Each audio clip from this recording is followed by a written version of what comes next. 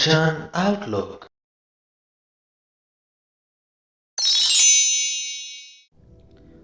ਗੌੜੀ ਬੈਰਾਗਨ ਤਿਪਦੇ ਉਲਟਤ ਪਵਨ ਚੱਕਰ ਖਟ ਭੇਦੇ ਸੁਰਤ ਸੁਨ ਅਨਰਾਗੀ ਆਵੈ ਨਾ ਜਾਏ ਮਰੈ ਨਾ ਜੀਵੈ ਤਾਸ ਖੋਜ ਬੈਰਾਗੀ। ਪਿੱਛੇ ਤੋਂ ਸ਼ੁਰੂ ਕਰਦੇ ਹਾਂ। ਤਾਸ ਖੋਜ ਬੈਰਾਗੀ। ਤਾਸ ਤੋਂ ਭਾਵ ਉਸ ਨੂੰ, ਬੈਰਾਗੀ ਤੋਂ ਭਾਵ ਕਿ ਵੈਰਾਗੀ ਹੋ ਕੇ, ਹੇ ਮੇਰੇ ਮਨ ਵੈਰਾਗੀ ਹੋ ਕੇ ਉਸ ਨੂੰ ਖੋਜ, ਭਾਵ ਉਸ ਪਰਮਾਤਮਾ ਨੂੰ ਖੋਜ ਜੋ ਨਾ ਆਉਂਦਾ ਹੈ, ਨਾ ਜਾਂਦਾ ਹੈ, ਨਾ ਜੰਮਦਾ ਹੈ, ਨਾ ਮਰਦਾ ਹੈ। ਉਲਟਤ ਪਵਨ, ਪਵਨ ਤੋਂ ਭਾਵ ਹਵਾ, ਆਪਣੇ ਮਨ ਦੀ ਹਵਾ ਨੂੰ ਉਲਟਾਉਂਦਿਆਂ ਹੀ, ਪਰਤਾਂਦਿਆਂ ਹੀ। ਚੱਕਰ ਖਟ ਭੇਦੇ, ਖਟ ਤੋਂ ਭਾਵ 6। ਜੋਗੀ ਲੋਕ ਇਹ ਮੰਨਦੇ ਹਨ ਕਿ ਆਪਣੇ ਸਰੀਰ ਦੇ ਵਿੱਚ 6 ਚੱਕਰ ਹਨ। ਉਹ ਇਸ ਪ੍ਰਕਾਰ ਹਨ। ਨੰਬਰ 1 ਮੂਲਾਧਾਰ, ਗੁਦਾ ਮੰਡਲ ਦਾ ਚੱਕਰ। ਨੰਬਰ 2 ਸਵਾਧਿਸ਼ਟਾਨ, ਲਿੰਗ ਦੀ ਜੜ ਦੇ ਵਿੱਚ ਪਾਇਆ ਜਾਣ ਵਾਲਾ ਚੱਕਰ। ਨੰਬਰ 3 ਮਣੀਪੁਰ ਚੱਕਰ, ਜੋ ਕਿ ਧੁੰਨੀ ਦੇ ਕੋਲ ਮੰਨਿਆ ਜਾਂਦਾ ਹੈ। ਨੰਬਰ 4 ਅਨਾਹਤ ਚੱਕਰ, ਇਹ ਹਿਰਦੇ ਵਿੱਚ ਮੰਨਿਆ ਜਾਂਦਾ ਹੈ। ਨੰਬਰ 5 ਵਿਸ਼ੁੱਧ ਚੱਕਰ, ਇਹ ਗਲੇ ਵਿੱਚ ਮੰਨਿਆ ਜਾਂਦਾ ਹੈ। ਅਤੇ ਨੰਬਰ 6 ਆਗਿਆ ਚੱਕਰ, ਜੋ ਕਿ ਭਰਵੱਟਿਆਂ ਦੇ ਵਿਚਕਾਰ ਮੰਨਿਆ ਜਾਂਦਾ ਹੈ, ਜਿੱਥੇ ਕਿ ਸੁਖਮਨਾ ਨਾੜੀ ਵੀ ਪਾਈ ਮੰਨੀ ਜਾਂਦੀ ਹੈ। ਤਾਂ ਜੋ ਜੋਗੀ ਲੋਕ ਹਨ ਉਹ ਸਮਾਧੀ ਲਾਉਂਦੇ ਨੇ, ਅੰਦਰ ਹਵਾ ਨੂੰ ਖਿੱਚਦੇ ਨੇ ਤੇ ਉਸ ਹਵਾ ਦਾ ਪ੍ਰਵਾਹ ਇਹਨਾਂ ਸਾਰਿਆਂ ਚੱਕਰਾਂ ਵਿੱਚ ਦੀ ਹੁੰਦਾ ਹੋਇਆ ਤੇ ਜੋ 6ਵਾਂ ਚੱਕਰ ਹੈ ਉੱਥੇ ਟਿਕਾਉਣ ਦੀ ਕੋਸ਼ਿਸ਼ ਕਰਦੇ ਨੇ, ਉੱਥੇ ਰੋਕ ਲੈਂਦੇ ਨੇ। ਜਿੰਨਾ ਚਿਰ ਸਮਾਧੀ ਲਾਈ ਰੱਖਣੀ ਹੋਵੇ ਉਨਾ ਚਿਰ ਆਪਣੇ ਪ੍ਰਾਣਾਂ ਨੂੰ ਹੇਠਾਂ ਉਤਰਨ ਨਹੀਂ ਦਿੰਦੇ। ਤੇ ਇਹਦੇ ਪਿੱਛੇ ਦੀ ਜੋ ਸੋਚ ਹੈ ਉਹ ਇਹ ਕਿ ਤੁਹਾਨੂੰ ਇਸ ਪ੍ਰਕਾਰ ਸਰੀਰਕ ਤੇ ਮਾਨਸਿਕ ਬਲ ਮਿਲ ਜਾਂਦਾ ਹੈ। ਕੁਝ ਅੰਧ ਵਿਸ਼ਵਾਸੀ ਸੋਚ ਵੀ ਹੈ ਕਿ ਤੁਹਾਨੂੰ ਕੁਝ ਸ਼ਕਤੀਆਂ ਮਿਲ ਜਾਂਦੀਆਂ ਨੇ। ਇਸ ਸਮਾਧੀ ਦੀ ਕਲਾ ਦੇ ਵਿੱਚ ਨਿਪੁੰਨ ਹੋ ਜਾਣਾ, ਇਹਨਾਂ ਚੱਕਰਾਂ ਨੂੰ ਭੇਦਣਾ ਹੈ, ਬਿੰਨ ਲੈਣਾ ਹੈ। ਗੁਰੂ ਜੀ ਕਹਿੰਦੇ ਨੇ ਕਿ ਆਪਣੇ ਮਨ ਦੀ ਹਵਾ ਨੂੰ ਉਲਟਾਇਆ ਇਹ 6 ਦੇ 6 ਚੱਕਰ ਬਿੰਨੇ ਜਾਂਦੇ ਨੇ। ਉਲਟਤ ਪਵਨ ਚੱਕਰ ਖਟ ਭੇਦੇ ਸੁਰਤ ਸੁਨ ਅਨਰਾਗੀ। ਤੇ ਜਦੋਂ 6 ਦੇ 6 ਚੱਕਰ ਬਿੰਨੇ ਗਏ ਤਾਂ ਸੁਰਤ ਸੁਨ ਦੀ ਆਸ਼ਿਕ ਹੋ ਜਾਂਦੀ ਹੈ। ਸੁਨ ਅਨਰਾਗੀ, ਅਨਰਾਗੀ ਤੋਂ ਭਾਵ ਆਸ਼ਿਕ ਹੋ ਜਾਣਾ। ਸੁਰਤ ਸੁਨ ਦੀ ਆਸ਼ਿਕ ਹੋ ਜਾਂਦੀ ਹੈ। ਅਜਿਹੀ ਅਵਸਥਾ ਦੀ ਆਸ਼ਿਕ ਹੋ ਜਾਂਦੀ ਹੈ ਜਿੱਥੇ ਕਿ ਵਿਕਾਰਾਂ ਦੇ ਫੁਰਨੇ ਮਨ ਦੇ ਵਿੱਚ ਨਹੀਂ ਫੁਰਦੇ। ਅੱਗੇ ਮੇਰੇ ਮਨ, ਮਨ ਹੀ ਉਲਟ ਸਮਾਨਾ। ਹੇ ਮੇਰੇ ਮਨ, ਮਨ ਨੂੰ ਉਲਟਾ ਕੇ ਹੀ ਪ੍ਰਭੂ ਦੇ ਵਿੱਚ ਸਮਾਇਆ ਜਾ ਸਕਦਾ ਹੈ। ਉਲਟਾਉਣਾ ਕਿਹੜੇ ਪਾਸਿਓਂ ਹੈ, ਇਸ ਦੀ ਗੱਲ ਅਗਲੀ ਪੰਕਤੀ ਦੇ ਵਿੱਚ ਗੁਰੂ ਜੀ ਕਰਦੇ ਨੇ। ਗੁਰ ਪ੍ਰਸਾਦ ਅਕਲ ਭਈ ਅਵਰੈ ਨਾਤਰ ਥਾ ਬੇਗਾਨਾ ਰਹਾਉ। ਨਾਤਰ ਤੋਂ ਭਾਵ ਨਹੀਂ ਤਾਂ। ਗੁਰ ਪ੍ਰਸਾਦ ਅਕਲ ਭਈ ਅਵਰੈ, ਗੁਰੂ ਦੀ ਕਿਰਪਾ ਦੇ ਨਾਲ ਅਕਲ ਹੋਰ ਪਾਸੇ ਨੂੰ ਹੁੰਦੀ ਹੈ, ਭਾਵ ਪਰਮਾਤਮਾ ਵੱਲ ਨੂੰ ਹੁੰਦੀ ਹੈ। ਨਹੀਂ ਤਾਂ, ਨਹੀਂ ਤਾਂ ਮਨੁੱਖ ਪਰਮਾਤਮਾ ਵੱਲੋਂ ਬੇਗਾਨਾ ਹੀ ਹੋਇਆ ਰਹਿੰਦਾ ਹੈ। ਨਾਤਰ ਥਾ ਬੇਗਾਨਾ, ਨਹੀਂ ਤਾਂ ਬੇਗਾਨਾ ਸੀ, ਓਪਰਾ ਓਪਰਾ ਰਹਿੰਦਾ ਸੀ। ਗੁਰੂ ਦੀ ਕਿਰਪਾ ਹੋਈ ਤਾਂ ਅਕਲ ਦੂਜੇ ਪਾਸੇ ਜਾਣੀ ਪਰਮਾਤਮਾ ਵਾਲੇ ਪਾਸੇ ਲੱਗੀ। ਪਹਿਲੇ ਪਾਸੇ ਤੋਂ ਦੂਜੇ ਪਾਸੇ ਲੱਗ ਜਾਣਾ ਹੀ ਮਨ ਨੂੰ ਉਲਟਾਉਣਾ ਹੈ, ਮਨ ਦੀ ਹਵਾ ਨੂੰ ਪਰਤਾਉਣਾ ਹੈ। ਤੇ ਅਜਿਹਾ ਕਰਕੇ ਹੀ ਪਰਮਾਤਮਾ ਦੇ ਵਿੱਚ ਸਮਾਇਆ ਜਾ ਸਕਦਾ ਹੈ। ਨਿਵਰੈ ਦੂਰ ਦੂਰ ਫੁਨ ਨਿਵਰੈ ਜਿਨ ਜੈਸਾ ਕਰ ਮਾਨਿਆ। ਉਸ ਪਰਮਾਤਮਾ ਦੇ ਸਰੂਪ ਨੂੰ ਜਿਸ ਮਨੁੱਖ ਨੇ ਜਿਉ ਜਿਹਾ ਹੈ ਉਹ ਜਿਹਾ ਮੰਨ ਲਿਆ, ਜਿਨ ਜੈਸਾ ਕਰ ਮਾਨਿਆ, ਆਪਣੇ ਵੱਲੋਂ ਉਸ ਪਰਮਾਤਮਾ ਦਾ ਸਰੂਪ ਬਣਾਉਣ ਦੀ ਕੋਸ਼ਿਸ਼ ਨਹੀਂ ਕੀਤੀ। ਉਸ ਪਰਮਾਤਮਾ ਨੂੰ ਕੋਈ ਰੰਗ, ਕੋਈ ਰੂਪ, ਕੋਈ ਆਕਾਰ ਦੇਣ ਦੀ ਕੋਸ਼ਿਸ਼ ਨਹੀਂ ਕੀਤੀ। ਉਹ ਜਿਉ ਜਿਹਾ ਹੈ ਉਹਨੂੰ ਉਹ ਜਿਹਾ ਹੀ ਮੰਨ ਲਿਆ। ਉਸ ਮਨੁੱਖ ਦੇ ਜੋ ਨੇੜੇ ਸੀ ਉਹ ਦੂਰ ਹੋ ਗਏ। ਨਿਵਰੈ ਤੋਂ ਭਾਵ ਨੇੜੇ, ਨਿਵਰੈ ਦੂਰ, ਜੋ ਵਿਕਾਰ ਨੇੜੇ ਸਨ ਉਹ ਦੂਰ ਹੋ ਗਏ। ਦੂਰ ਫੁਨ ਨਿਵਰੈ, ਜੋ ਪਰਮਾਤਮਾ ਦੂਰ ਸੀ ਉਹ ਨੇੜੇ ਹੋ ਗਿਆ, ਅੰਗ ਸੰਗ ਹੋ ਗਿਆ। ਸੋ ਜਿਸ ਮਨੁੱਖ ਨੇ ਉਸ ਪਰਮਾਤਮਾ ਦੇ ਸਰੂਪ ਨੂੰ ਜਿਉਂ ਦਾ ਤਿਉਂ ਮੰਨ ਲਿਆ, ਉਹਦੇ ਵਿਕਾਰ ਦੂਰ ਹੋ ਗਏ ਤੇ ਪ੍ਰਮਾਤਮਾ ਉਹਦੇ ਨੇੜੇ ਹੋ ਗਿਆ। ਅਲੌਤੀ ਕਾ ਜੈਸੇ ਭਇਆ ਬਰੇਡਾ, ਜਿਨ ਪੀਆ ਤਨ ਜਾਣੇ। ਜਿਸ ਮਨੁੱਖ ਨੇ ਵੀ ਇਹ ਅਨੁਭਵ ਕੀਤਾ, ਉਹ ਸਿਰਫ ਇਸ ਨੂੰ ਮਾਣ ਸਕਦਾ ਹੈ, ਇਹਨੂੰ ਬਿਆਨ ਨਹੀਂ ਕਰ ਸਕਦਾ। ਜਿਵੇਂ ਕਿ ਅਲੌਤੀ ਭਾਵ ਮਿਸ਼ਰੀ, ਬਰੇਡਾ ਭਾਵ ਸ਼ਰਬਤ। ਮਿਸ਼ਰੀ ਦਾ ਸ਼ਰਬਤ ਜਿਸ ਨੇ ਪੀਤਾ ਹੈ, ਉਹਦਾ ਸਵਾਦ ਉਹ ਹੀ ਜਾਣ ਸਕਦਾ ਹੈ, ਉਹਦੇ ਸਵਾਦ ਨੂੰ ਉਹ ਬਿਆਨ ਨਹੀਂ ਕਰ ਸਕਦਾ। ਮੰਨ ਲਓ ਦੋ ਇਨਸਾਨ ਨੇ, ਇੱਕ ਨੇ ਕਦੇ ਵੀ ਕੁਝ ਮਿੱਠਾ ਖਾ ਕੇ ਜਾਂ ਪੀ ਕੇ ਨਹੀਂ ਦੇਖਿਆ, ਉਹਨੂੰ ਨਹੀਂ ਪਤਾ ਕਿ ਮਿੱਠਾ ਸਵਾਦ ਕਿਹੋ ਜਿਹਾ ਹੁੰਦਾ ਹੈ। ਦੂਜੇ ਨੇ ਮਿਸ਼ਰੀ ਦਾ ਸ਼ਰਬਤ ਪੀਤਾ ਤੇ ਪਹਿਲੇ ਨੂੰ ਦੱਸ ਰਿਹਾ ਹੈ ਕਿ ਇਹ ਸ਼ਰਬਤ ਮਿੱਠਾ ਹੈ, ਪਰ ਪਹਿਲੇ ਨੇ ਜਦ ਮਿੱਠਾ ਸਵਾਦ ਅੱਜ ਤੱਕ ਕਦੇ ਚੱਖ ਕੇ ਹੀ ਨਹੀਂ ਵੇਖਿਆ, ਤਾਂ ਉਹਨੂੰ ਕਿਵੇਂ ਪਤਾ ਚੱਲੇਗਾ ਕਿ ਮਿੱਠਾ ਸਵਾਦ ਕਿਹੋ ਜਿਹਾ ਹੁੰਦਾ ਹੈ। ਸੋ ਇਸੇ ਪ੍ਰਕਾਰ ਹੀ ਪਰਮਾਤਮਾ ਦੀ ਨੇੜਤਾ ਦੇ ਨਿੱਘ ਨੂੰ ਜਿਸ ਮਨੁੱਖ ਨੇ ਮਾਣ ਲਿਆ, ਉਹਦਾ ਸਵਾਦ ਉਹ ਹੀ ਜਾਣਦਾ ਹੈ। ਜਿਹਨੇ ਨਹੀਂ ਮਾਣਿਆ, ਉਹਨੂੰ ਉਸ ਸਵਾਦ ਬਿਆਨ ਨਹੀਂ ਕਰਕੇ ਦੱਸ ਸਕਦਾ, ਇਹ ਕੀਤਾ ਹੀ ਨਹੀਂ ਜਾ ਸਕਦਾ। ਤੇਰੀ ਨਿਰਗੁਣ ਕਥਾ ਕਾਏ ਸਿਓ ਕਹੀਐ, ਐਸਾ ਕੋਈ ਵਿਵੇਕੀ। हे परमात्मा, तेरी निर्गुण कथा, निर्गुण तो भाव माया तो रहत, तू माया तो रहत है, तेरी वो वाली कथा किहदे नाल कीती जावे, काए स्यों कहीए, ऐसा कोई विवेकी। एक तो यह है कि अजिहा विचारवान मनुख कोई विरला ही हुंदा है जो इन्हां गल्लां नूं करन दा चाहवान होवे, सुनन दा चाहवान होवे। ते दूजी गल ये कि तेरी कथा ਨੂੰ ਸਿਰਫ ਮਹਿਸੂਸ ਕੀਤਾ ਜਾ ਸਕਦਾ ਹੈ, ਬਿਆਨ ਨਹੀਂ ਕੀਤਾ ਜਾ ਸਕਦਾ। ਜਿਵੇਂ ਆਪਾਂ ਪਿਛਲੀ ਪੰਕਤੀ ਦੇ ਵਿੱਚ ਗੱਲ ਕੀਤੀ, ਕਹੋ ਕਬੀਰ ਜਿਨ ਦੀਆ ਪਲੀਤਾ, ਤਿਨ ਤੈਸੀ ਝਲ ਦੇਖੀ। ਇਹ ਕਬੀਰ ਇਹ ਆਖ ਕਿ ਜਿਸ ਮਨੁੱਖ ਨੇ ਜਿਤਨਾ ਕੁ ਪ੍ਰੇਮ ਦਾ ਪਲੀਤਾ ਲਾਇਆ ਹੈ ਉਸ ਪਰਮਾਤਮਾ ਦੇ ਪ੍ਰਤੀ, ਉਤਨੀ ਕੁ ਉਸ ਪਰਮਾਤਮਾ ਦੀ ਝਲਕ ਉਸਨੇ ਵੇਖ ਲਈ ਹੈ। ਅਗਲਾ ਜੋ ਸ਼ਬਦ ਹੈ ਉਹਦੇ ਬਾਰੇ ਵੱਖੋ ਵੱਖ ਟੀਕਾਕਾਰਾਂ ਦੇ ਵੱਖੋ ਵੱਖਰੇ ਖਿਆਲ ਹਨ। ਕੁਝ ਲੋਕ ਮੰਨਦੇ ਹਨ ਕਿ ਇਸ ਸ਼ਬਦ ਦੇ ਵਿੱਚ ਇੱਕ ਫਿਜ਼ੀਕਲ ਸਰੀਰਕ ਜਗ੍ਹਾ ਦਾ ਜ਼ਿਕਰ ਕੀਤਾ ਗਿਆ ਹੈ ਜਿੱਥੇ ਸਤਿਗੁਰੂ ਦਾ ਵਾਸ ਹੈ, ਤੇ ਕੁਝ ਮੰਨਦੇ ਹਨ ਕਿ ਇੱਥੇ ਮਨ ਦੀ ਅਵਸਥਾ ਦਾ ਜ਼ਿਕਰ ਕੀਤਾ ਗਿਆ ਹੈ, ਸਹਿਜ ਅਵਸਥਾ ਦਾ ਜ਼ਿਕਰ ਕੀਤਾ ਗਿਆ ਹੈ। ਅਸੀਂ ਮੰਨਦੇ ਹਾਂ ਕਿ ਗੁਰਬਾਣੀ ਜ਼ਿਆਦਾਤਰ ਸਾਡੇ ਮਨ ਦੀ ਗੱਲ ਕਰਦੀ ਹੈ, ਸਰੀਰ ਦੀ ਗੱਲ ਬਹੁਤ ਹੀ ਘੱਟ ਹੈ।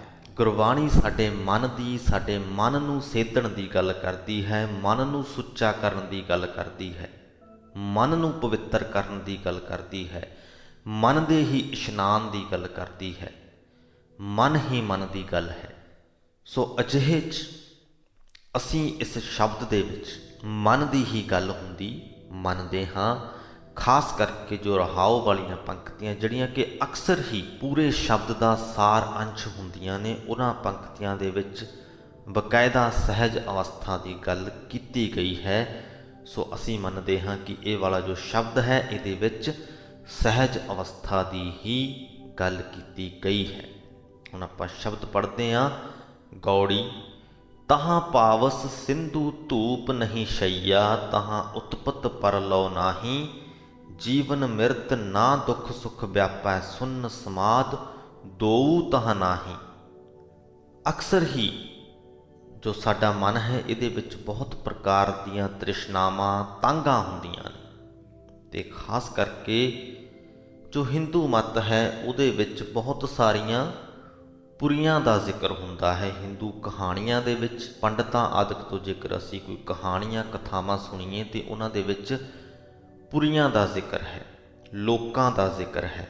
ਇਹ ਪੁਰੀਆਂ ਤੇ ਲੋਕ ਉਹ ਸਥਾਨ ਮੰਨੇ ਜਾਂਦੇ ਹਨ ਜਿੱਥੇ ਵੱਖ-ਵੱਖ ਦੇਵੀ ਦੇਵਤਿਆਂ ਦਾ ਨਿਵਾਸ ਹੈ। ਤੇ ਬਹੁਤ ਸਾਰੇ ਜੋ ਹਿੰਦੂ ਮਤ ਦੇ ਵਿੱਚ ਕਰਮ ਕਾਂਡ ਹਨ, ਉਹਨਾਂ ਦਾ ਟੀਚਾ ਵੀ ਇਹ ਪੁਰੀਆਂ ਹੀ ਮੰਨੀਆਂ ਜਾਂਦੀਆਂ ਨੇ ਕਿ ਇਹ ਵਾਲਾ ਕਰਮ ਕਾਂਡ ਤੁਸੀਂ ਕਰੋ ਤੇ ਇਸ ਪੁਰੀ ਦੇ ਵਿੱਚ ਤੁਹਾਡੀ ਪਹੁੰਚ ਹੋਏਗੀ, ਇਸ ਲੋਕ ਦੇ ਵਿੱਚ ਉਸ ਦੇਵਤੇ ਦੀ ਗੋਦ ਦੇ ਵਿੱਚ ਤੁਹਾਡੀ ਪਹੁੰਚ ਹੋ ਜਾਏਗੀ। ਉਹਨਾਂ ਤਾਂਘਾਂ ਦੀ ਗੱਲ ਪਹਿਲੀ ਪੰਕਤੀ ਦੇ ਵਿੱਚ ਹੋ ਰਹੀ ਹੈ। ਤਾਹਾਂ ਪਾਵਸ, ਪਾਵਸ ਤੋਂ ਭਾਵ ਵਰਖਾ, ਤੇ ਵਰਖਾ ਦਾ ਸੰਬੰਧ ਜੁੜਦਾ ਹੈ ਇੰਦਰ ਦੇ ਨਾਲ, ਇੰਦਰ ਦੇਵਤੇ ਦੇ ਨਾਲ, ਤੇ ਇੰਦਰ ਦੇਵਤੇ ਦਾ ਨਿਵਾਸ ਸਥਾਨ ਇੰਦਰਪੁਰੀ। ਅਗਲਾ ਸਿੰਧੂ ਜਾਣੀ ਸਮੁੰਦਰ, ਸਮੁੰਦਰ ਦਾ ਸੰਬੰਧ ਵਿਸ਼ਨੂੰ ਦੇ ਨਾਲ ਜੋੜਿਆ ਜਾਂਦਾ ਹੈ, ਇਸ ਲਈ ਵਿਸ਼ਨੁਪੁਰੀ। ਧੂਪ, ਧੁੱਪ ਸਾਨੂੰ ਸੂਰਜ ਤੋਂ ਮਿਲਦੀ ਹੈ, ਸੋ ਸੂਰਜ ਲੋਕ। ਛਾਂ, ਛਾਂ ਦਾ ਸੰਬੰਧ ਚੰਦਰ ਲੋਕ ਦੇ ਨਾਲ ਜੋੜਿਆ ਜਾਂਦਾ ਹੈ। ਉਤਪਤ ਜਾਣੀ ਉਤਪਤੀ ਹੋਣੀ, ਕੋਈ ਚੀਜ਼ ਪੈਦਾ ਹੋਣੀ। ਬ੍ਰਹਮਾ ਨੂੰ ਪੈਦਾ ਕਰਨ ਵਾਲਾ ਮੰਨਿਆ ਜਾਂਦਾ ਹੈ, ਉਤਪਤੀ ਕਰਨ ਵਾਲਾ ਮੰਨਿਆ ਜਾਂਦਾ ਹੈ, ਸੋ ਬ੍ਰਹਮਪੁਰੀ। ਤੇ ਪਰਲੋ ਤੋਂ ਭਾਵ ਨਾਸ ਹੋ ਜਾਣਾ, ਤੇ ਸ਼ਿਵ ਨੂੰ ਨਾਸ ਕਰਨ ਵਾਲਾ ਮੰਨਿਆ ਜਾਂਦਾ ਹੈ, ਸੋ ਸ਼ਿਵਪੁਰੀ। ਸੋ ਇਸ ਪੰਕਤੀ ਦੇ ਵਿੱਚ ਇੰਦਰਪੁਰੀ, ਵਿਸ਼ਨਪੁਰੀ, ਸ਼ਿਵਪੁਰੀ, ਬ੍ਰਹਮਪੁਰੀ, ਚੰਦਰ ਲੋਕ, ਸੂਰਜ ਲੋਕ, ਇਹਨਾਂ ਦਾ ਜ਼ਿਕਰ ਹੋਇਆ ਹੈ। ਤੇ ਨਾਲ ਇੱਕ ਸ਼ਬਦ ਆਇਆ ਹੈ ਨਹੀਂ, ਨਾਹੀਂ। ਜਦੋਂ ਮਨੁੱਖ ਸਹਿਜ ਅਵਸਥਾ ਦੇ ਵਿੱਚ, ਤਾਹਾਂ ਭਾਵ ਉਸ ਅਵਸਥਾ ਦੇ ਵਿੱਚ, ਸਹਿਜ ਅਵਸਥਾ ਦੇ ਵਿੱਚ ਜਦ ਕੋਈ ਪਹੁੰਚ ਗਿਆ, ਉਹਨੂੰ ਇਨ੍ਹਾਂ ਕਿਸੇ ਵੀ ਪੁਰੀਆਂ ਜਾਂ ਲੋਕਾਂ ਦੀ ਤਾਂਘ ਨਹੀਂ ਰਹਿ ਜਾਂਦੀ, ਕੋਈ ਤ੍ਰਿਸ਼ਨਾ ਨਹੀਂ ਰਹਿ ਜਾਂਦੀ। ਅਗਲੀ ਪੰਕਤੀ, ਜੀਵਨ ਮਿਰਤ ਨਾ ਦੁੱਖ ਸੁੱਖ ਵਿਆਪੈ। ਨਾ ਲੰਬੀ ਉਮਰ, ਬਹੁਤ ਜ਼ਿਆਦਾ ਉਮਰ ਦੀ ਤਾਂਘ ਬਚਦੀ ਹੈ, ਨਾ ਮੌਤ ਦਾ ਡਰ ਰਹਿ ਜਾਂਦਾ ਹੈ, ਨਾ ਦੁੱਖ ਤੋਂ ਘਬਰਾਹਟ ਰਹਿ ਜਾਂਦੀ ਹੈ, ਨਾ ਸੁੱਖ ਦੀ ਤਾਂਘ, ਸੁੱਖ ਦੀ ਲਾਲਸਾ ਬਚਦੀ ਹੈ। ਸੁੰਨ ਸਮਾਧ, ਫਿਰ ਤੋਂ ਉਹੀ ਸੁੰਨ ਅਵਸਥਾ, ਵਿਕਾਰਾਂ ਵੱਲੋਂ ਸੁੰਨ ਹੋ ਜਾਂਦੀ ਹੈ, ਵਿਕਾਰਾਂ ਦੇ ਫੁਰਨੇ ਮਨ ਦੇ ਵਿੱਚ ਨਹੀਂ ਫੁਰਦੇ। ਦੋ ਜਾਣੀ ਕਿ ਦਵੈਤ, ਤੇਰ ਮੇਰ, ਇਹ ਵੀ ਖਤਮ ਹੋ ਜਾਂਦੀ ਹੈ। ਸਹਿਜ ਕੀ ਅਕਥ ਕਥਾ ਹੈ ਨਿਰਾਰੀ। ਇਹ ਜੋ ਸਹਿਜ ਅਵਸਥਾ ਹੈ, ਇਹਦੀ ਗੱਲ ਹੀ ਨਿਰਾਲੀ ਹੈ, ਵੱਖਰੀ ਹੈ। ਇਸ ਅਵਸਥਾ ਨੂੰ ਬਿਆਨ ਨਹੀਂ ਕੀਤਾ ਜਾ ਸਕਦਾ। ਤੁਲ ਨਹੀਂ ਚੜੈ ਜਾਏ ਨਾ ਮੁਕਾਤੀ, ਹਲਕੀ ਲੱਗੈ ਨਾ ਭਾਰੀ। ਇਹ ਜੋ ਅਵਸਥਾ ਹੈ, ਇਹ ਕਿਸੇ ਦੇ ਵੀ ਤੁਲ ਨਹੀਂ ਚੜ੍ਹਦੀ, ਭਾਵ ਕਿ ਇਹਦੀ ਤੁਲਨਾ ਅਸੀਂ ਸੰਸਾਰ ਦੀ ਕਿਸੇ ਵੀ ਵਸਤੂ ਜਾਂ ਅਹਿਸਾਸ ਦੇ ਨਾਲ ਕਰ ਨਹੀਂ ਸਕਦੇ। ਜੇ ਤੁਲਨਾ ਕਰਾਂਗੇ ਤਾਂ ਹੀ ਦੱਸ ਸਕਦੇ ਹਾਂ। ਜਦੋਂ ਦੋ ਚੀਜ਼ਾਂ ਦੀ ਅਸੀਂ ਤੁਲਨਾ ਕਰੀਏ ਤਾਂ ਅਸੀਂ ਕਹਿ ਸਕਦੇ ਹਾਂ ਕਿ ਇੱਕ ਚੀਜ਼, ਉਦਾਹਰਣ ਦੇ ਤੌਰ 'ਤੇ, ਕਿ ਇੱਕ ਚੀਜ਼ ਸੋਹਣੀ ਹੈ, ਇੱਕ ਨਹੀਂ ਸੋਹਣੀ, ਇੱਕ ਭਾਰੀ ਹੈ, ਇੱਕ ਹਲਕੀ ਹੈ, ਇੱਕ ਵੱਡੀ ਹੈ, ਇੱਕ ਛੋਟੀ ਹੈ। ਸੋ ਸਹਿਜ ਅਵਸਥਾ ਕਿਉਂਕਿ ਨਿਰਾਲੀ ਹੈ, ਇਹਨੂੰ ਬਿਆਨ ਨਹੀਂ ਕਰ ਸਕਦੇ, ਇਹਦੀ ਤੁਲਨਾ ਕਿਸੇ ਦੇ ਨਾਲ ਨਹੀਂ ਕਰ ਸਕਦੇ। ਸੋ ਇਸ ਕਰਕੇ ਇਹ ਅਵਸਥਾ ਨਾ ਹਲਕੀ ਹੈ ਨਾ ਭਾਰੀ ਹੈ, ਕਿਉਂਕਿ ਇਹਦੀ ਤੁਲਨਾ ਦੇ ਵਿੱਚ ਕੁਝ ਹੈ ਹੀ ਨਹੀਂ ਜਿਹਦੇ ਨਾਲ ਤੁਲਨਾ ਕਰਕੇ ਅਸੀਂ ਕਹਿ ਸਕੀਏ ਕਿ ਇਹ ਅਵਸਥਾ ਇਸ ਚੀਜ਼ ਦੇ ਨਾਲੋਂ ਹਲਕੀ ਹੈ, ਇਸ ਦੇ ਨਾਲੋਂ ਭਾਰੀ ਹੈ। ਜਾਏ ਨਾ ਮੁਕਾਤੀ, ਇੱਕ ਵਾਰ ਜਦ ਤੁਸੀਂ ਇਸ ਅਵਸਥਾ ਨੂੰ ਹਾਸਲ ਕਰ ਲਿਆ ਤਾਂ ਇਹ ਅਵਸਥਾ ਫਿਰ ਖਤਮ ਨਹੀਂ ਹੋ ਸਕਦੀ। ਬਹੁਤ ਮੁਸ਼ਕਿਲ ਹੋਵੇਗਾ ਉਸ ਅਵਸਥਾ ਦੇ ਵਿੱਚੋਂ ਤੁਹਾਡਾ ਬਾਹਰ ਨਿਕਲ ਜਾਣਾ, ਕਿਉਂਕਿ ਉੱਥੇ ਜੋ ਤੁਸੀਂ ਆਨੰਦ ਮਾਣ ਲਿਆ, ਉਹ ਦੁਨੀਆ ਦੀ ਕਿਸੇ ਹੋਰ ਸ਼ੈ ਦੇ ਵਿੱਚੋਂ ਮਿਲਣਾ ਨਹੀਂ, ਕਿਸੇ ਵੀ ਹੋਰ ਵਰਤਾਰੇ ਦੇ ਵਿੱਚੋਂ ਮਿਲਣਾ ਨਹੀਂ। ਤਾਂ ਤੁਸੀਂ ਉਸ ਵਰਤਾਰੇ ਵੱਲ ਵਾਪਸ ਕਿਉਂ ਜਾਓਗੇ? ਅਕਸਰ ਆਪਣੇ ਜੀਵਨ ਦੇ ਵਿੱਚ ਜਦ ਅਸੀਂ ਕਿਸੇ ਵੀ ਚੀਜ਼ ਦਾ ਆਨੰਦ ਮਾਣ ਲਈਏ ਤਾਂ ਉਸ ਤੋਂ ਬਾਅਦ ਅਸੀਂ ਉਹ ਤੋਂ ਵਧੇਰੇ ਆਨੰਦ ਦੇਣ ਵਾਲੀ ਚੀਜ਼ ਜਾਂ ਵਰਤਾਰੇ ਨੂੰ ਮੰਨਣਾ ਪਸੰਦ ਕਰਦੇ ਹਾਂ, ਮੰਨਣਾ ਲੋਚਦੇ ਹਾਂ। ਇਹ ਬਹੁਤ ਘੱਟ ਹੁੰਦਾ ਹੈ ਕਿ ਅਸੀਂ ਕੋਈ ਚੀਜ਼, ਕਿਸੇ ਵਰਤਾਰੇ ਦਾ ਆਨੰਦ ਮਾਣਿਆ ਤੇ ਉਦੋਂ ਬਾਅਦ ਉਦੋਂ ਘੱਟ ਆਨੰਦ ਵਾਲੇ ਵਰਤਾਰੇ ਦੀ ਅਸੀਂ ਤਾਂਘ ਕਰੀਏ। ਅਸੀਂ ਤਾਂਘ ਨਹੀਂ ਕਰਦੇ, ਉਦੋਂ ਵੱਧ ਆਨੰਦ ਵਾਲੀ ਅਵਸਥਾ, ਉਸ ਤੋਂ ਵੱਧ ਆਨੰਦ ਵਾਲੇ ਵਰਤਾਰੇ ਦੀ ਤਾਂਘ ਕਰਦੇ ਹਾਂ। ਸਹਿਜ ਅਵਸਥਾ ਇੱਕ ਚਰਮ ਹੈ ਆਨੰਦ ਦਾ, ਉਸ ਤੋਂ ਅਧਿਕ, ਉਸ ਤੋਂ ਵਧੇਰੇ ਆਨੰਦਮਈ ਕੁਝ ਹੈ ਹੀ ਨਹੀਂ, ਉਦੋਂ ਘੱਟ ਆਨੰਦਮਈ ਸਭ ਕੁਝ ਹੈ। ਸੋ ਇਸ ਕਰਕੇ ਜਦ ਇੱਕ ਵਾਰ ਤੁਸੀਂ ਸਹਿਜ ਅਵਸਥਾ ਦੇ ਵਿੱਚ ਪਹੁੰਚ ਗਏ ਤਾਂ ਫਿਰ ਉੱਥੋਂ ਵਾਪਸ ਨਹੀਂ ਮੁੜੋਗੇ, ਕਿਉਂਕਿ ਵਾਪਸ ਮੁੜਨ ਦੇ ਲਈ ਕੋਈ ਤਾਂਘ ਨਹੀਂ ਹੈ। ਵਾਪਸ ਤੇ ਤਾਂ ਮੁੜੋ ਜੇ ਉਸ ਤੋਂ ਵਧੇਰੇ ਆਨੰਦ ਮਿਲਣਾ ਹੋਵੇ। ਉਸ ਤੋਂ ਵਧੇਰੇ ਆਨੰਦ ਮਿਲਣਾ ਨਹੀਂ ਤੇ ਵਾਪਸੀ ਵੀ ਹੋਣੀ ਨਹੀਂ। ਸੋ ਜਾਏ ਨਾ ਮੁਕਾਤੀ, ਇਹ ਅਵਸਥਾ ਮੁਕਾਈ ਨਹੀਂ ਜਾ ਸਕਦੀ। ਅਰਧ ਉਰਧ ਦੋ ਤਹ ਨਾਹੀਂ, ਰਾਤ ਦਿਨਸ ਤਹ ਨਾਹੀਂ, ਜਲ ਨਹੀਂ ਪਵਨ ਪਾਵਕ ਫੁਨ ਨਾਹੀਂ, ਸਤਿਗੁਰ ਤਹਾਂ ਸਮਾਹੀ। ਅਰਧ ਭਾਵ ਨੀਵਾਂ, ਉਰਧ ਭਾਵ ਉੱਚਾ। ਸਹਿਜ ਅਵਸਥਾ ਦੇ ਵਿੱਚ ਉੱਚੇ ਨੀਵੇਂ ਦਾ ਕੋਈ ਵਿਤਕਰਾ ਨਹੀਂ। ਰਾਤ ਦਿਨਸ ਤਹਾਂ ਨਾਹੀ। ਦਿਨ ਵੇਲੇ ਮਨੁੱਖ ਮਾਇਆ ਦੀ ਭਟਕਣਾ ਦੇ ਵਿੱਚ ਪਿਆ ਰਹਿੰਦਾ ਹੈ, ਰਾਤ ਨੂੰ ਗਫਲਤ ਦੀ ਨੀਂਦ ਸੌਂਦਾ ਹੈ। ਜਦੋਂ ਤੁਸੀਂ ਸਹਿਜ ਅਵਸਥਾ ਦੇ ਵਿੱਚ ਪਹੁੰਚ ਜਾਓ, ਮਾਇਆ ਦੀ ਭਟਕਣਾ ਦੂਰ ਹੋ ਜਾਂਦੀ ਹੈ। ਸੋ ਇਹ ਦਿਨ ਰਾਤ ਵੀ ਖਤਮ ਹੋ ਜਾਂਦੇ ਨੇ। ਦੂਜੀ ਗੱਲ, ਦਿਨ ਰਾਤ ਜੋ ਹੈ ਸੁੱਖ ਦੁੱਖ ਨਾਲ ਵੀ ਜੋੜੇ ਜਾ ਸਕਦੇ ਹਨ। ਰਾਤ ਭਾਵ ਦੁੱਖ, ਦਿਨ ਭਾਵ ਸੁੱਖ। ਸਹਿਜ ਅਵਸਥਾ ਦੇ ਵਿੱਚ ਇਹ ਦੋਨੋਂ ਹੀ ਨਹੀਂ। ਜਲ ਤੋਂ ਭਾਵ ਸੰਸਾਰ ਸਮੁੰਦਰ ਦੇ ਵਿਕਾਰਾਂ ਦਾ ਪਾਣੀ। ਪਵਨ ਮਨ ਦੀ ਹਵਾ, ਜਿਸ ਦੀ ਗੱਲ ਪਿਛਲੇ ਸ਼ਬਦ ਦੇ ਵਿੱਚ ਵੀ ਕੀਤੀ ਗਈ। ਪਾਵਕ ਭਾਵ ਅੱਗ, ਤ੍ਰਿਸ਼ਨਾ ਦੀ ਅੱਗ। ਸਹਿਜ ਅਵਸਥਾ ਦੇ ਵਿੱਚ ਨਾ ਵਿਕਾਰਾਂ ਦਾ ਜਲ ਹੈ, ਨਾ ਮਨ ਦੀ ਹਵਾ ਉਲਟੇ ਪਾਸੇ ਵਗਦੀ ਹੈ, ਨਾ ਤ੍ਰਿਸ਼ਨਾ ਦੀ ਅੱਗ ਹੈ। ਸਤਿਗੁਰ ਤਹਾਂ ਸਮਾਹੀ। ਉੱਥੇ ਸੁਰਤ ਸਤਿਗੁਰੂ ਦੇ ਵਿੱਚ ਟਿਕੀ ਰਹਿੰਦੀ ਹੈ। ਅਗਮ ਅਗੋਚਰ ਰਹਿ ਨਿਰੰਤਰ, ਗੁਰ ਕਿਰਪਾ ਤੇ ਲਹੀਐ। ਉਸ ਅਵਸਥਾ ਦੇ ਵਿੱਚ ਜਦ ਅਸੀਂ ਪਹੁੰਚ ਜਾਈਏ ਤਾਂ ਸਦਾ ਕਾਇਮ ਰਹਿਣ ਵਾਲਾ ਉਹ ਪਰਮਾਤਮਾ, ਜਿਸ ਤੱਕ ਸਾਡੇ ਗਿਆਨ ਇੰਦਰੀਆਂ ਦੀ ਪਹੁੰਚ ਨਹੀਂ ਹੋ ਸਕਦੀ, ਉਹ ਇੱਕ ਰਸ ਸਾਡੇ ਮਨ ਦੇ ਵਿੱਚ ਵਸਿਆ ਰਹਿੰਦਾ ਹੈ। ਇੱਕ ਪਲ ਵੀ ਸਾਡੀ ਸੁਰਤ ਉਸ ਪਰਮਾਤਮਾ ਨਾਲੋਂ ਟੁੱਟਦੀ ਨਹੀਂ। ਪਰ ਇਹ ਜੋ ਅਵਸਥਾ ਹੈ, ਗੁਰ ਕਿਰਪਾ ਤੇ ਲਹੀ ਹੈ, ਗੁਰੂ ਦੀ ਕਿਰਪਾ ਦੇ ਨਾਲ ਹੀ ਮਿਲਦੀ ਹੈ। ਗੁਰੂ ਹੀ ਹੈ ਜੋ ਸਾਨੂੰ ਇਸ ਅਵਸਥਾ ਦੇ ਬਾਰੇ 'ਚ ਗਿਆਨ ਦਿੰਦਾ ਹੈ, ਇਸ ਅਵਸਥਾ ਤੱਕ ਅੱਪੜਨ ਦੇ ਲਈ ਸਾਡੀ ਸਹਾਇਤਾ ਕਰਦਾ ਹੈ। ਇਸ ਕਰਕੇ ਕਹੋ ਕਬੀਰ ਬਲ ਜਾਓ ਗੁਰ ਆਪਣੇ, ਸਤ ਸੰਗਤ ਮਿਲ ਰਹੀ ਹੈ। ਇਹ ਕਬੀਰ, ਇਹ ਆਖ ਕਿ ਮੈਂ ਆਪਣੇ ਗੁਰੂ ਤੋਂ ਬਲਿਹਾਰੇ ਜਾਂਦਾ ਹਾਂ ਤੇ ਸਦਾ ਹੀ ਉਹਦੀ ਸੰਗਤ ਦੇ ਵਿੱਚ ਰਹਿੰਦਾ ਹਾਂ। ਗੌੜੀ। ਪਾਪ ਪੁੰਨ ਦੋਏ ਬੈਲ ਵਿਸਾਹੇ, ਪਵਨ ਪੂੰਜੀ ਪ੍ਰਗਾਸਿਓ। ਤ੍ਰਿਸ਼ਨਾ ਗੂਣ ਭਰੀ ਘਟ ਭੀਤਰ, ਇਨ ਵਿਦ ਟਾਂਡ ਵਿਸਾਹਿਓ। ਕਬੀਰ ਜੀ ਕਹਿੰਦੇ ਕਿ ਇੰਜ ਲੱਗਦਾ ਹੈ ਕਿ ਸਾਰੇ ਸੰਸਾਰੀ ਜੀਵ ਰੂਪ ਵਣਜਾਰਿਆਂ ਨੇ ਪਾਪ ਅਤੇ ਪੁੰਨ ਦੋ ਬਲਦ ਮੁੱਲ ਲੈ ਲਏ ਹਨ। ਹਰ ਇੱਕ ਜੀਵ ਸਵਾਸਾਂ ਦੀ ਪੂੰਜੀ ਲੈ ਕੇ ਜੰਮਿਆ ਹੈ ਤੇ ਵਣਜ ਕਰਨ ਦੇ ਲਈ ਇਸ ਜਗਤ ਦੇ ਵਿੱਚ ਆਇਆ ਹੈ। ਉਹਨੇ ਆਪਣੇ ਅੰਦਰ, ਆਪਣੇ ਹਿਰਦੇ ਦੇ ਵਿੱਚ ਤ੍ਰਿਸ਼ਨਾ ਦੀ ਛੱਟ ਲੱਦ ਲਈ ਹੈ। ਛੱਟ ਜਿਸ ਵਿੱਚ ਸੌਦਾ ਪਾਇਆ ਹੁੰਦਾ ਹੈ। ਇਨ ਬਿਦ ਟਾਂਡ ਵਿਸਾਹਿਓ। ਟਾਂਡ ਭਾਵ ਬਲਦਾਂ ਦਾ ਬੱਗ। ਤੇ ਇਸ ਤਰ੍ਹਾਂ ਇੰਜ ਲੱਗਦਾ ਹੈ ਕਿ ਜੀਵ ਨੇ ਬੈਲਾਂ ਦਾ, ਬਲਦਾਂ ਦਾ ਵੱਗ ਖਰੀਦ ਲਿਆ ਹੈ ਵਪਾਰ ਕਰਨ ਦੇ ਲਈ, ਪੁੰਨ ਤੇ ਪਾਪ ਦਾ ਵਪਾਰ। ਐਸਾ ਨਾਇਕ ਰਾਮ ਹਮਾਰਾ, ਸਗਲ ਸੰਸਾਰ ਕੀਓ ਬਨਜਾਰਾ ਰਹਾਓ। ਸਾਡਾ ਪ੍ਰਭੂ ਕੁਝ ਅਜਿਹਾ ਸ਼ਾਹ ਹੈ ਜਿਸ ਨੇ ਸਾਰੇ ਜਗਤ ਨੂੰ ਵਪਾਰੀ ਬਣਾ ਕੇ ਜਗਤ ਵਿੱਚ ਘੱਲਿਆ ਹੈ। ਸਾਰੇ ਜਗਤ ਦੇ ਜੀਵਾਂ ਨੂੰ ਵਣਜਾਰੇ ਬਣਾ ਦਿੱਤਾ ਹੈ, ਵਪਾਰੀ ਬਣਾ ਦਿੱਤਾ ਹੈ। ਕਾਮ ਕ੍ਰੋਧ ਦੋਏ ਭਏ ਜਗਾਤੀ, ਮਨ ਤਰੰਗ ਬਟਵਾਰਾ। ਪੰਚ ਤਤ ਮਿਲ ਦਾਨ ਨਵੇਰਾ, ਟਾਂਡਾ ਉਤਰਿਓ ਪਾਰਾ।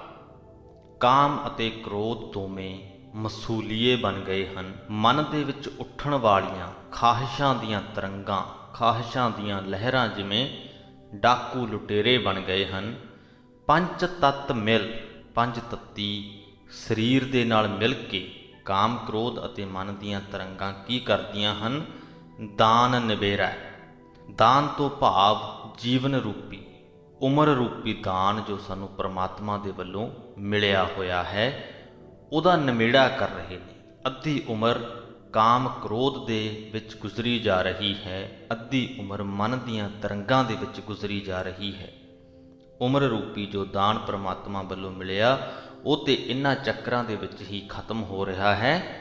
ਟਾਂਡਾ ਉਤਰਿਓ ਪਾਰਾ। ਤੇ ਜੋ ਲੱਦਿਆ ਹੋਇਆ ਵਪਾਰ ਹੈ, ਤ੍ਰਿਸ਼ਨਾ ਰੂਪ ਮਾਲ ਜੋ ਜੀਵ ਨੇ ਆਪਣੇ ਨਾਲ ਲੱਦਿਆ ਹੋਇਆ ਹੈ, ਉਹ ਪਾਰਲੇ ਬੰਨੇ ਲੰਘਦਾ ਜਾ ਰਿਹਾ ਹੈ, ਨਾਲ ਜਾਂਦਾ ਜਾ ਰਿਹਾ ਹੈ। ਕਹਿਤ ਕਬੀਰ ਸੁਨੋਰੇ ਸੰਤੋ, ਅਬ ਐਸੀ ਬਨ ਆਈ। ਘਾਟੀ ਚੜ੍ਹਤ ਬੈਲ ਇੱਕ ਥਾਕਾ, ਚੱਲੋ ਗੋਨ ਛਿਟਕਾਈ। ਕਬੀਰ ਜੀ ਕਿਉਂਕਿ ਪ੍ਰਮਾਤਮਾ ਦੇ ਨਾਲ ਜੁੜੇ ਹੋਏ ਸਨ, ਤਾਂ ਉਹ ਆਪਣੇ ਮਨ ਦੀ ਹਾਲਾਤ ਦੱਸਦੇ ਪਏ ਨੇ ਤੇ ਕਹਿੰਦੇ ਨੇ, ਕਹਿਤ ਕਬੀਰ ਸੁਨੋ ਰੇ ਸੰਤੋ ਅਬ ਐਸੀ ਬਨ ਆਈ, ਕਿ ਹੇ ਸੰਤ ਜਨੋ ਸੁਣੋ, ਮੇਰੀ ਹੁਣ ਇਹ ਹਾਲਤ ਬਣ ਗਈ ਹੈ। ਘਾਟੀ ਚੜ੍ਹਤ ਬੈਲ ਇੱਕ ਥਾਕਾ।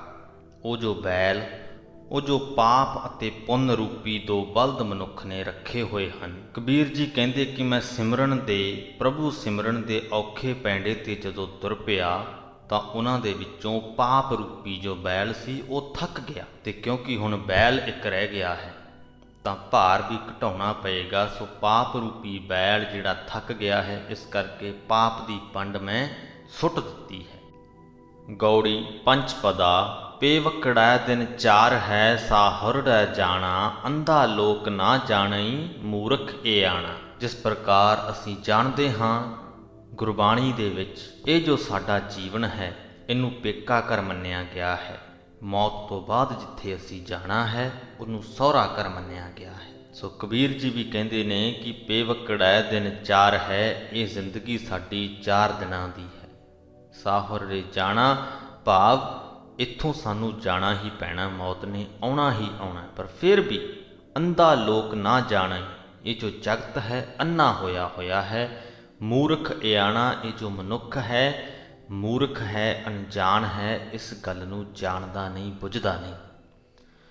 ਕਹੋ ਡੱਡੀਆ ਬਾਂਧੈ ਧਨ ਖੜੀ, ਪਾਹੂ ਘਰ ਆਏ, ਮੁਕਲਾਊ ਆਏ ਰਹਾਉ। ਡੱਡੀਆਂ ਤੋਂ ਭਾਵ ਅੱਧੀ ਅਧੂਰੀ ਜਹੀ ਧੋਤੀ ਜੋ ਘਰ ਦੇ ਕੰਮਕਾਜ ਕਰਨ ਵੇਲੇ ਬੰਨੀ ਦੀ ਹੈ। ਧਨ ਤੋਂ ਇੱਥੇ ਭਾਵ ਹੈ ਇਸਤਰੀ, ਕਿ ਜੋ ਜੀਵ ਇਸਤਰੀ ਹੈ ਉਹ ਹਾਲੇ ਵੀ ਘਰ ਦੇ ਕੰਮਕਾਰ ਕਰਨ ਵੇਲੇ ਪਾਉਣ ਵਾਲੀ ਅੱਧੀ ਜਹੀ ਧੋਤੀ ਪਾ ਕੇ ਫਿਰ ਰਹੀ ਹੈ। ਮੁਕਲਾਵਾ ਲੈਣ ਦੇ ਲਈ ਪ੍ਰਾਹੁਣੇ ਘਰ ਵਿੱਚ ਆ ਢੁੱਕੇ ਨੇ, ਭਾਵ ਮੌਤ ਨੇੜੇ ਆ ਚੁੱਕੀ ਹੈ, ਪਰ ਜੀਵ ਹਾਲੇ ਵੀ ਦੁਨਿਆਵੀ ਲਾਲਸਾਵਾਂ ਦੇ ਵਿੱਚ ਹੀ ਪਰਚ ਰਿਹਾ ਹੈ। ਉਹ ਜੇ ਦਿਸੈ ਖੂਹੜੀ, ਕੌਣ ਲਾਜ ਬਹਾਰੀ, ਲਾਜ ਘੜੀ ਸਿਉ ਟੂਟ ਪੜੀ, ਉੱਠ ਚੱਲੀ ਪਨਹਾਰੀ। ਇੱਥੇ ਵੀ ਮਨੁੱਖ ਦੇ ਜੀਵਨ ਨੂੰ ਸਮਝਾਉਣ ਦੇ ਲਈ ਖੂਹ ਦੀ ਉਦਾਹਰਣ ਲਈ ਗਈ ਹੈ। ਉਹ ਜੇ ਦਿਸੈ ਖੂਹੜੀ, ਕਿ ਉਹ ਜੋ ਖੂਹ ਦਿਸ ਰਿਹਾ ਹੈ। ਕੌਣ ਲਾਜ ਬਹਾਰੀ, ਕਿਹੜੀ ਜੀਵ ਇਸਤਰੀ ਉੱਥੇ ਲੱਜ ਵਹਾ ਰਹੀ ਹੈ। ਲੱਜ ਤੋਂ ਇੱਥੇ ਭਾਵ ਹੈ ਉਹ ਰੱਸੀ ਜਿਸ ਦੇ ਨਾਲ ਪਾਣੀ ਖਿੱਚਿਆ ਜਾਂਦਾ ਹੈ। ਤੇ ਇਹ ਜੋ ਉਦਾਹਰਣ ਹੈ ਉਹਦੇ ਵਿੱਚ ਜੋ ਖੂਹ ਹੈ ਉਹ ਹੈ ਸਾਡਾ ਸੋਹਣਾ ਜਗਤ, ਤੇ ਲੱਜ ਵਹਾਉਣਾ ਭਾਵ ਕਿ ਇਸ ਜਗਤ ਦੇ ਭੋਗਾਂ ਦੇ ਵਿੱਚ ਵਿਚਰਦੇ ਰਹਿਣਾ। ਲਾਜ ਘੜੀ ਸਿਉ ਟੂਟ ਪੜੀ, ਹੁਣ ਜੇਕਰ ਰੱਸੀ ਟੁੱਟ ਜਾਵੇ ਤੇ ਰੱਸੀ ਸਮੇਤ ਬਾਲਟੀ ਜਿਹਦੇ ਨਾਲ ਕਿ ਪਾਣੀ ਕੱਢਿਆ ਜਾਂਦਾ ਹੈ ਖੂਹ ਦੇ ਵਿੱਚ ਡਿੱਗ ਪਏਗੀ।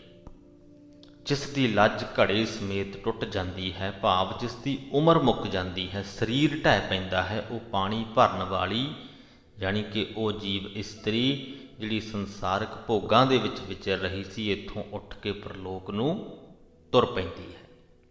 ਖੂਹ ਦੀ ਉਦਾਹਰਣ ਲਈ ਗਈ ਹੈ। ਪਾਣੀ ਭਰਨ ਦੇ ਲਈ ਰੱਸੀ ਅਤੇ ਬਾਲਟੀ ਜਾਂ ਘੜੇ ਦਾ ਇਸਤੇਮਾਲ ਕੀਤਾ ਜਾਂਦਾ ਸੀ। ਹੁਣ ਤੇ ਉਹ ਜ਼ਮਾਨਾ ਖਤਮ ਹੋ ਗਿਆ, ਉਹ ਸਾਰਾ ਸਿਸਟਮ ਹੀ ਖਤਮ ਹੋ ਗਿਆ। ਤਾਂ ਜਦੋਂ ਰੱਸੀ ਟੁੱਟ ਜਾਵੇ ਤੇ ਸਮਝੋ ਕਿ ਕਹਾਣੀ ਖਤਮ।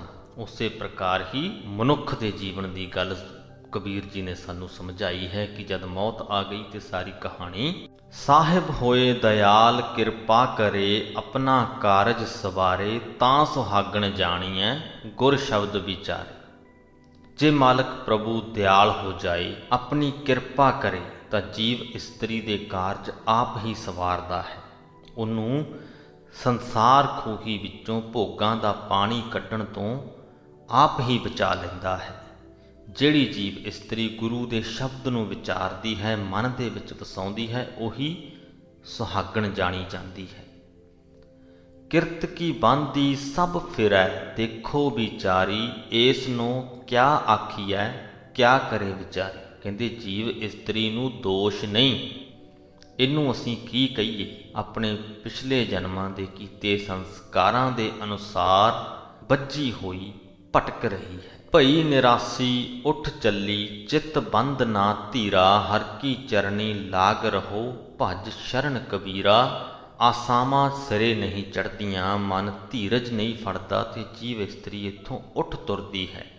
ਜੇ ਇਸ ਨਿਰਾਸ਼ਤਾ ਤੋਂ ਬਚਣਾ ਹੈ ਤਾਂ ਕਬੀਰ ਜੀ ਕਹਿੰਦੇ ਪ੍ਰਭੂ ਦੇ ਚਰਨੀ ਲੱਗੇ ਰਹੋ, ਪ੍ਰਭੂ ਦਾ ਆਸਰਾ ਲਈ ਰੱਖੋ। ਪ੍ਰਮਾਤਮਾ ਦੇ ਆਸਰੇ ਆਪਣੇ ਆਪ ਨੂੰ ਛੱਡ ਦਈਏ ਤੇ ਮਨ ਦੇ ਵਿੱਚ ਕੋਈ ਆਸਾਵਾਂ ਨਹੀਂ ਰਹਿ ਜਾਂਦੀਆਂ, ਸਹਿਜ ਹੀ ਸਹਿਜ ਹੋ ਜਾਂਦਾ ਹੈ। ਸੋ ਇਸ ਦੇ ਨਾਲ ਹੀ ਸ੍ਰੀ ਗੁਰੂ ਗ੍ਰੰਥ ਸਾਹਿਬ ਜੀ ਦੇ 333ਵੇਂ ਅੰਗ ਦੀ ਬਾਣੀ ਦੀ ਵਿਆਖਿਆ ਦੀ ਸਮਾਪਤੀ ਕਰਦੇ ਹਾਂ ਜੀ। ਪਹਿਲੇ ਸ਼ਬਦ ਦੇ ਵਿੱਚ ਅੱਜ ਦੇ ਅੰਗ ਦੀ ਬਾਣੀ ਦੇ ਵਿੱਚ ਮਨ ਦੀ ਹਵਾ ਪਰਤਾਉਣ ਦੀ ਗੱਲ ਕੀਤੀ ਹੈ ਤੇ 6 ਚੱਕਰਾਂ ਦੀ ਗੱਲ ਕੀਤੀ ਹੈ ਕਿ ਜੇ ਉਹਨਾਂ ਚੱਕਰਾਂ ਨੂੰ ਬਿੰਨਣਾ ਹੈ, ਭੇਦਣਾ ਹੈ ਤੇ ਆਪਣੇ ਮਨ ਦੀ ਹਵਾ ਪਰਤਾਈਏ। ਜੋ ਮਨ ਵਿਕਾਰਾਂ ਵਾਲੇ ਪਾਸੇ ਲੱਗਿਆ ਹੈ ਉਹਨੂੰ ਪ੍ਰਭੂ ਵਾਲੇ ਪਾਸੇ, ਪ੍ਰਮਾਤਮਾ ਦੇ ਸਿਮਰਨ ਵਾਲੇ ਪਾਸੇ ਲਾਈਏ।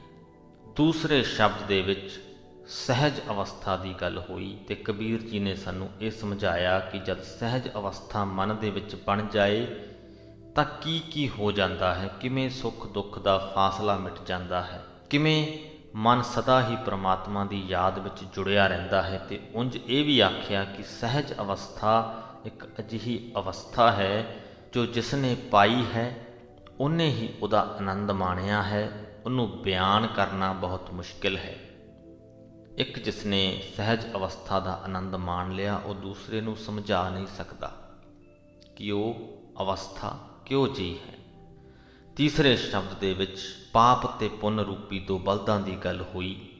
ਬੜਾ ਹੀ ਵਧੀਆ ਸੰਦੇਸ਼ ਇਸ ਸ਼ਬਦ ਤੋਂ ਸਾਨੂੰ ਮਿਲਦਾ ਹੈ ਕਿ ਸਾਡੇ ਜੀਵਨ ਦੇ ਵਿੱਚ ਪਾਪ ਵੀ ਹਨ, ਪੁੰਨ ਵੀ ਹਨ, ਅਨਿੱਖੜਵਾਂ ਅੰਗ ਹਨ ਸਾਡੇ ਜੀਵਨ ਦਾ, ਪਰ ਨਿਰਭਰ ਕਰਦਾ ਹੈ ਅਸੀਂ ਆਪਣੇ ਜੀਵਨ ਦੇ ਵਿੱਚ ਕਿਹੜਾ ਪੰਧ ਚੁਣਦੇ ਹਾਂ। ਉਹਦੇ ਅਨੁਸਾਰ ਇੱਕ ਬਲਦ ਦਾ ਥੱਕਣਾ ਲਾਜ਼ਮੀ ਹੈ। ਜੇਕਰ ਅਸੀਂ ਪਾਪ ਵਾਲਾ ਰਸਤਾ ਚੁਣ ਲਈਏ ਤੇ ਪੁੰਨ ਵਾਲਾ ਬਲਦ ਜੋ ਹੈ ਉਹ ਥੱਕ ਜਾਂਦਾ ਹੈ, ਭਾਵ ਕਿ ਸਾਡੇ ਜੀਵਨ ਦੇ ਵਿੱਚੋਂ ਪੁੰਨ ਦੇ ਭਾਵ, ਪੁੰਨ ਕਰਨ ਦੀ ਇੱਛਾ ਖਤਮ ਹੋ ਜਾਂਦੀ ਹੈ। ਜੇ ਅਸੀਂ ਪ੍ਰਮਾਤਮਾ ਦੇ ਸਿਮਰਨ ਵਾਲੇ ਰਸਤੇ ਤੇ ਚੱਲ ਪਈਏ ਤਾਂ ਪਾਪ ਖਤਮ ਹੋ ਜਾਂਦੇ ਨੇ। ਤੇ ਆਖਰੀ ਸ਼ਬਦ ਦੇ ਵਿੱਚ ਸਾਡੇ ਜੀਵਨ ਦੀ ਥੋੜ ਚਿਰੀ ਦੀ ਗੱਲ ਕਬੀਰ ਜੀ ਨੇ ਕੀਤੀ ਕਿ ਕਿਸ ਪ੍ਰਕਾਰ ਇਹ ਜੋ ਸਾਡਾ ਜੀਵਨ ਹੈ ਇਹ ਸਦਾ ਹੀ ਰਹਿਣ ਵਾਲਾ ਨਹੀਂ ਹੈ, ਇਹ ਉਮਰ ਸਦਾ ਹੀ ਰਹਿਣ ਵਾਲੀ ਨਹੀਂ ਹੈ, ਇਹ ਸਰੀਰ ਸਦਾ ਹੀ ਰਹਿਣ ਵਾਲਾ ਨਹੀਂ ਹੈ। ਇੱਕ ਦਿਨ ਮੌਤ ਨੇ ਆਉਣਾ ਹੈ ਤੇ ਇਹ ਸਭ ਕੁਝ ਖਤਮ ਹੋ ਜਾਣਾ ਹੈ। ਤੇ ਜੇ ਚਾਹੁੰਦੇ ਹਾਂ ਕਿ ਇਹ ਜੋ ਜੀਵਨ ਹੈ ਭਾਵੇਂ ਥੋੜਾ ਹੈ ਭਾਵੇਂ ਬਹੁਤਾ ਹੈ, ਇਹਨੂੰ ਸੁੱਖ ਦੇ ਨਾਲ ਗੁਜ਼ਾਰੀਏ, ਸ਼ਾਂਤੀ ਦੇ ਨਾਲ ਗੁਜ਼ਾਰੀਏ ਤਾਂ ਪ੍ਰਮਾਤਮਾ ਦੇ ਸਿਮਰਨ ਦੇ ਵਿੱਚ ਲੱਗੀਏ, ਗੁਰੂ ਦੇ ਸ਼ਬਦਾਂ ਨੂੰ ਵਿਚਾਰੀਏ, ਦੁਨਿਆਵੀ ਆਸਾਵਾਂ ਤ੍ਰਿਸ਼ਨਾਵਾਂ ਨੂੰ ਲਾਂਭੇ ਰੱਖੀਏ। ਸੋ ਇਹਨਾਂ ਸਾਰੇ ਸੰਦੇਸ਼ਾਂ ਦੇ ਨਾਲ ਅੱਜ ਦੀ ਵੀਡੀਓ ਦੀ ਸਮਾਪਤੀ ਕਰਦੇ ਹਾਂ ਜੀ। ਵਾਹਿਗੁਰੂ ਜੀ ਕਾ ਖਾਲਸਾ, ਵਾਹਿਗੁਰੂ ਜੀ ਕੀ ਫਤਿਹ।